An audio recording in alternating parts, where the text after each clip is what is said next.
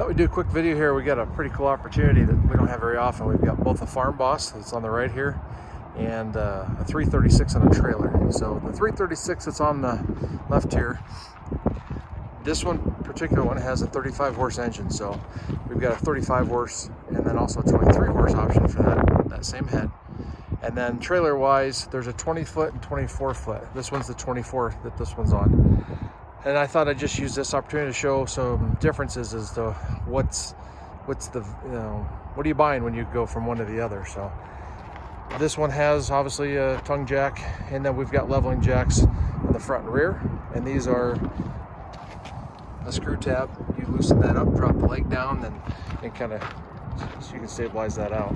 Is a 2x4 box tubing right here. So that's 2x4. And then we've got 3x3 angle iron, which is the same exact angle iron that would be like on the track of the machine if you bought just a ground track system with it. We've got 3 log dogs, which are the standard log dogs like would be on the track unit. And we have a torsion axle. So no frills on the trailer, but it works out great. Works good, hauls good.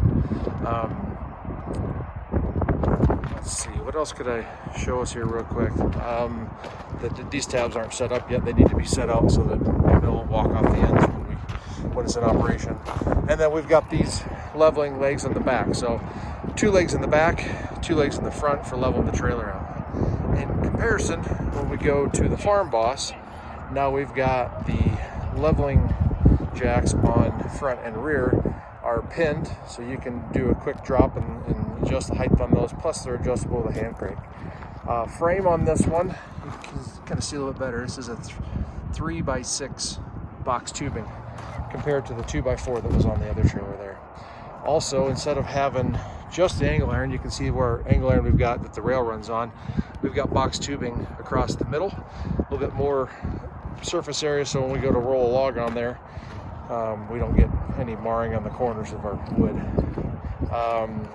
These little holes that are in this tab here, that's where you can put your PV in that hole and then press the cant or your log up against your backstops, which are located right here. So I'm gonna, on the front side, I'll explain the difference on the backstop and the log dogs. Fenders, we got fenders on this one, so that's going to be a little bit different than on the other unit. No fenders on that one. And the head itself, so we're both 36-inch mills. This one also has a 35 horse engine on it, but it's available in 35 and 23 horse, just like the Oscar 336. So what's the difference between the heads? Well, the frame itself right here is 2x2 square tubing on this one, where in comparison this is 1.5 inch square tubing. So not a showstopper, not something that's a bad thing at all, but that's just kind of a difference when you're trying to take a look at that. Let's see, what else would be something. This I believe on this one, the upright tube that the head travels up and down on is stainless steel, where this is more of a, I think they call it pickled iron, where this is a specific outside dimension, but it isn't stainless on the 336s, as I recall. Okay, so this one's gonna be a little bit hard to do with one hand, but I'll try and show it.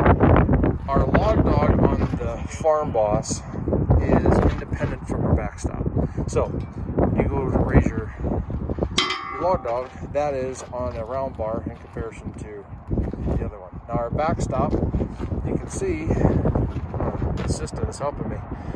Those are all synchronized, so you can see that bar down at the bottom that ties them all together. So there's a hand crank on the other, or I guess a pivot on the other side, that you can from one location raise all of those at once. So good, bad, indifferent. It's just what it is. Some guys like it, some guys don't. But that's kind of how that configuration goes. So once again, our log dogs are, and then here's our other place to put our PV in, and that's that goes. All right, so 24-foot trailer standard on this one. We've got our 4 stabilizing legs and our tongue with our jack, and all that's the standard between. Also, a gain you get here is you've got another set of legs in the middle of the trailer right here, where these can also level it out in the center. Takes some weight off. So when you set these up with a torsion axle and you've got the weight over the axle, you can get a little bit of belly in there. So using those stabilizers in the center helps take that out. We've got an option on the 336 trailer. I'll show you here quickly. We would remove our jack. So it's just got this round pin, right? Pull that out, and then on the frame itself, you can see a location where we can put the jack. You put your jack on there, and you can raise that frame, and you can take that belly out on that frame also. So different ways of doing it. Both work. This yellow tab right here is our transport lock. So you just put the head in the right spot, drop that down through, and then there's just one bolt that retains it and keeps that on the trailer for transport. That secures it front and back and down. Where in comparison to this one, you've got the leg that is captured inside that clamp tube, which captures it forward or backward and also up and down. Track sweeps on the Farmboss. You can see these here. You've got 4 of them on this one. This one does come with them, but they are not currently on this unit because the head's shipped separate. We'll have to get those installed on it. But outside of that, hopefully that kind of gives you a good description of what's what from one unit to the other, and helps make a decision of what you want to spend your money on. Appreciate it.